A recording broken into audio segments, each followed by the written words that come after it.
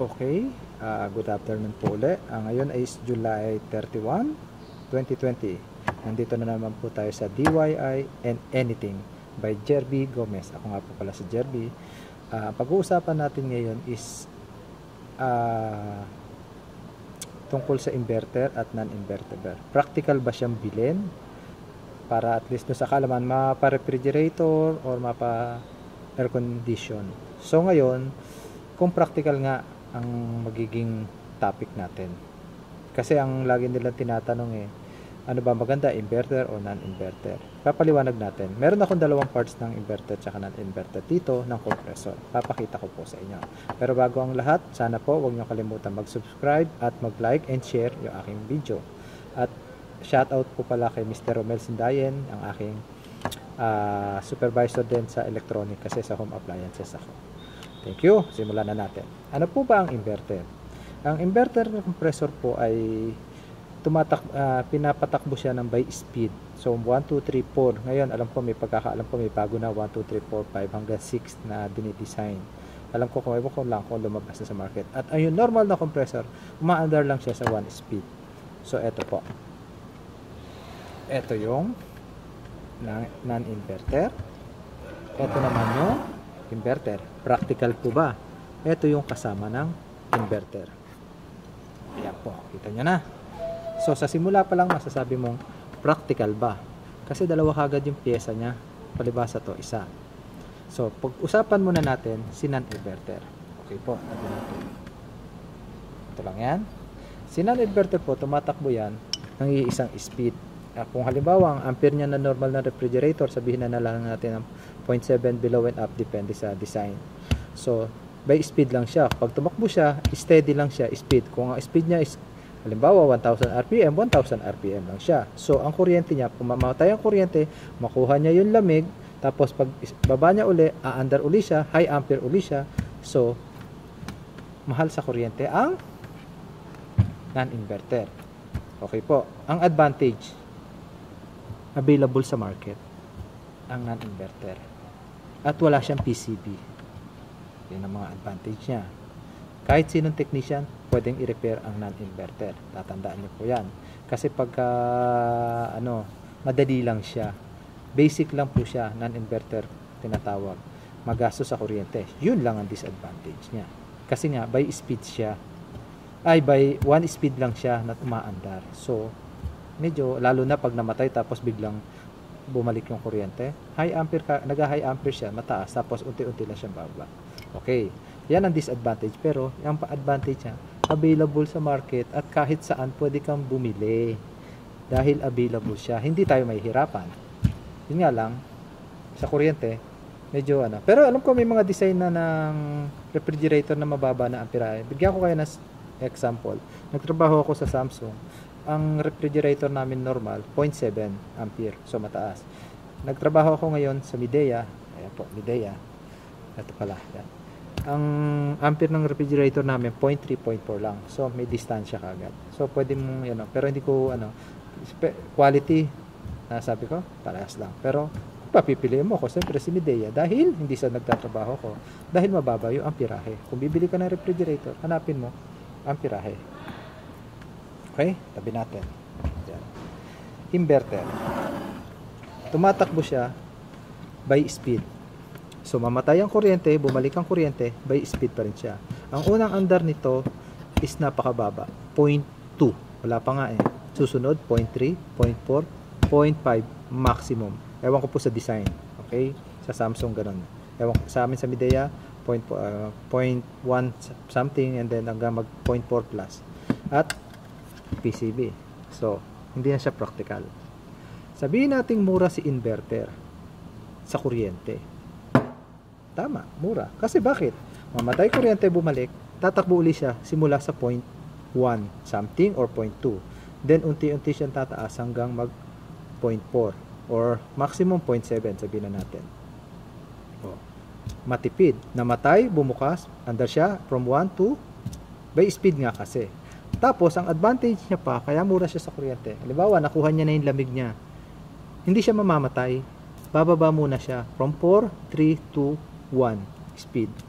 So, doon nagre-regulate siya sa 1. Hindi, halimbawa, ang sinet mong temperature is negative 24, negative 20 pa lang, nag-a-adjust na yung compressor mag-isa para bumaba na yung kanyang amperahe. Yun ang advantage ng inverter. Kaya sinasabi natin mura po ang inverter kasi by speed nga po siya, hindi siya by 1 speed. Kumpara mo sa normal, eto po, by speed. Eto, by speed. Eto po, tumatakbo ng isang speed. Eto, by speed. Pero medyo mali ako. Yun lang yung mga, kung mali po ako, correct me if I'm wrong. Yun nga, sabi ko, mura siya dahil nga tumatakbo siya sa speed. Namatay, umandar, tatakbo siya by speed. Nakuha niya yung lamig, at saka hindi niya nakuha lamig, iisa ang speed niya, mataas ang amperahe. Okay? So, ano advantage? Sabi natin, matipid sa kuryente. Ngayon, ano naman ang disadvantage? May PCB siya. Hindi siya andar nang walang PCB. So, dalawa kagad. Masiraan ka ng kompresor, pwedeng madama yung PCB. Nasira ang PCB dahil sa kompresor. So, pag nasira to, ang tanong, available ba sa market? Hindi. Service center lang o kaya yung mga taong marunong mag-repair sa Pilipinas. Sabi nila, nare-repair. Ewan ko lang. Pero I think nare-repair naman. Dalawa, bibili mo kagad. Magkano ang kompresor? Sabihin na natin ang kompresor na ganito, 2,000, 3,000. Are sure ako, wala pong kompresor na available pa sa market ng inverter. Up to now. Maliban sa service center ka bibili. Diba? Hindi siya practical. Matipid sa kuryente, okay. Practical, para sa akin, advice ko, hindi. PCB pa lang, tiningnan ko sa Lazada, 2,500 minimum. Refrigerator lang pinag-uusapan natin, hindi pa tayo nasa aircon. Compressor, magkano? At meron ba? Wala. So, at hindi lahat ng technician may alam sa inverter. Pag wala kang proper training sa inverter, problema. Kaya bago po kayo kumuha ng technician, sisiguraduhin nyo rin na meron siyang proper training sa inverter. Kasi nga, baka manibago siya. Sa pagkarga pa lang, panibago na eh. Lalo na pagka wala pa siyang idea. So, advantage lang ng inverter, to be honest, matipid sa kuryente. Pero so on, after warranty niya, mabigat ang pyesa. Dahil wala pang available sa market. Up to now, wala pa sa market. Kahit sa Binondo, hindi ka makakabili nito. Hindi basta-basta. Meron man siguro, pahirapan. Eto, kahit saan. So, kahit sa lugar mo, may mabibili ka. Eto, sa lugar mo, Diyos ko, maghahanap ka. Sa ngayon, tatanungin mo ako, alin ang practical? Eto o eto? Ako, eto. Advantage mo lang, matipid ka sa kuryente. Kahit itotal natin sa buong taon, at na matipid. Pero pag nasiraan ka, problema. Hahanap ka ng matinong technician na marunong gumawa talaga. Magkano presyo plus service niya. Eto, pag nagloko, kahit sinong technician na may experience na, kayang-kaya. At sa inverter, hindi rin basta-basta pagre-repair. Okay. Ngayon, nakikita nyo ha? Ang advantage lang ng inverter, matipid sa kuryente. Mas mahal sa kuryente ang non-inverter. Pero, after sales, mas matipid pa rin si non-inverter dahil sa pyesa. Practical. Magkano isa nito? 2,500. Magkano ang kompresor? Sabihin natin nasira pareho yan. Mahina na 5,000. Pera pa ang service. Magkano lang ang unit mo? Sabihin na natin unit mo 15,000. Singilin ka na 7,000. Lugi ka na. Dito, eto lang as mo. May makukuha ka pa nga kompresor na 2,000 hanggang 1,500 hanggang 2,000. Depende sa brand. Kaya nga po, pasensya na kayo minsan sa pagsasalita. Kaya nga po, minsan, bago tayo bumili na inverter tsaka inverter, tingnan din po natin ano yung magiging susunod na magiging mangyayari. Kasi, nakatipid ka nga, pero sa pyesa, gaya po ng pinsang ko, hi Joanne, si Joanne yung pinsang ko, nasira yung aircon niya, inverter, 1 taong pala mahigit. Nagtanong siya sa akin kung may pyesa. Sabi ko, hindi ko mare-repair yan, pero ibibigay kita sa group. I-post mo yung model ng iyong aircon. May nag-offer 7,000. Ang bilhin niya doon sa unit 11,000 tapos opera mo siya na 7,000 para sa PCB. 'Di ba? So, advantage lang ng inverter, matipid sa kuryente. Ito, okay lang, magastos. Pero kaya ko i-repair. Diba? Kumbaga, kahit sinong technician, available dyan sa tabi-tabi. Eto, mahihirapan ka maghanap ng technician, mahihirapan ka maghanap ng pyesa, mahihirapan ka maghanap ng matino talaga. Sa ngayon, hindi pa po advisable ang inverter sa atin. Kung sa tingin mo sa katagalan. Pero kung may budget ka, okay, bili mo sa inverter. Pag nasira, pagawa mo. May budget ka. Pero wala kang budget, magtiyaga ka muna dito. Siguro after 2, 3 years, 4 years, so on, inverter na tayo. Kasi, sa totoo lang po, lahat na ngayon ng brand, inverter. Bakit? Isa na po sa dinidesign talaga. Ini-standard na po lahat ng brand na magkaroon ng inverter. So, tayo sa Pilipinas, alam naman natin na late tayo masyado. Parang dito sa Africa, nasa Africa po ako, late tayo masyado about sa technology. So, nagkakaroon man tayo ng inverter. Sa ibang bansa, matagal na. Etong model na to, more than 7 years na. Ito inverter na to. Sa Pilipinas, kailan na nagsisimula. Tsaka mahal pa pyesa ng inverter talaga. Siguro, pag after 2 years, 3 years, so on, wala na tayong magagawa. Aalisin na rin naman talaga ito. Inverter na rin papalit dahil nga sa technology. Dahil sa technology kaya tayo nagpapalit. Kahit sa washing machine, may inverter. Aircon, may inverter.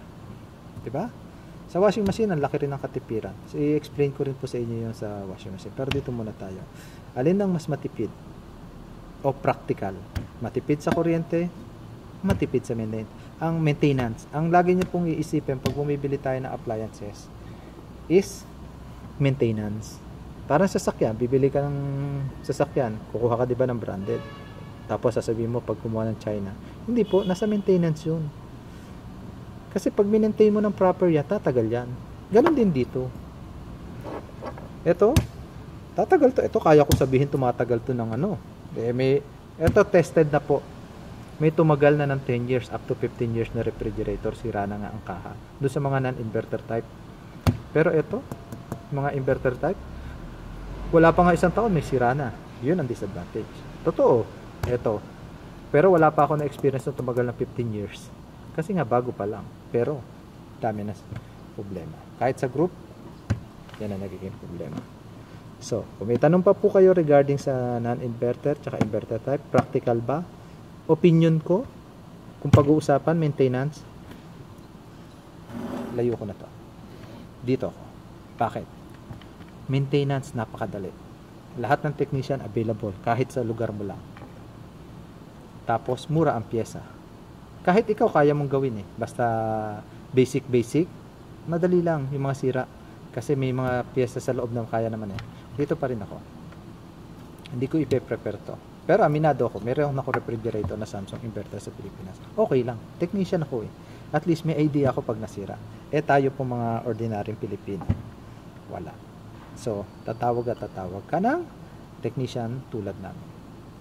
So, ngayon po, ulitin ko, pinagkumpara lang natin alin ba ang practical. Ngayon na sinabi ko, opinion ko, non-inverter pa rin ako. Kasi alam ko natatagal. Ito, tatagal? Oo, pero hindi ko alam hanggang kailan. Kasi nga, ang iniisip ko dito, mahal. Dalawa kagad Hindi man masira, sira to. After sira ulit, sira ulit. Tandaan nyo po, ang kuryente sa Pilipinas not stable. Isa sa nagiging cause ng pagkasira ng inverter pag natin, hindi stable ang kuryente. Ito, kahit hindi stable kuryente, tumatagal pa rin. Dito pa rin ako sa non-inverter. Huwag na natin pag-usapan kung anong brand. Basta ako, prepare ako sa non-inverter kumpara sa inverter. Ngayon, kung may tanong pa po kayo, mag-comment lang po kayo below at sasagutin ko ang aabot na aking makakaya. Muli, maraming salamat po. Sana po, huwag nyo kalimutan i-click yung bell para at least may notification kayo. Tsaka pa-subscribe na rin po. Magbablog pa po ako na marami. Nagiging libangan ko na rin po siya.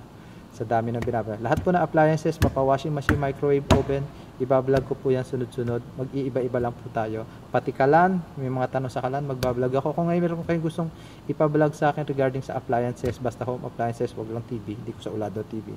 Ibablog ko. Ulit po, maraming salamat. Si Jerby po ito. Nasa Angola, Africa ako. Ito pong aking kaalaman, yun aking natutunan lamang. Kung may mali man ako, paki-correct na lang po dahil tao lamang. Maraming salamat po ulit. Sa susunod na vlog ko ulit, pakiabangan. Salamat po. God bless po sa lahat. Thank you.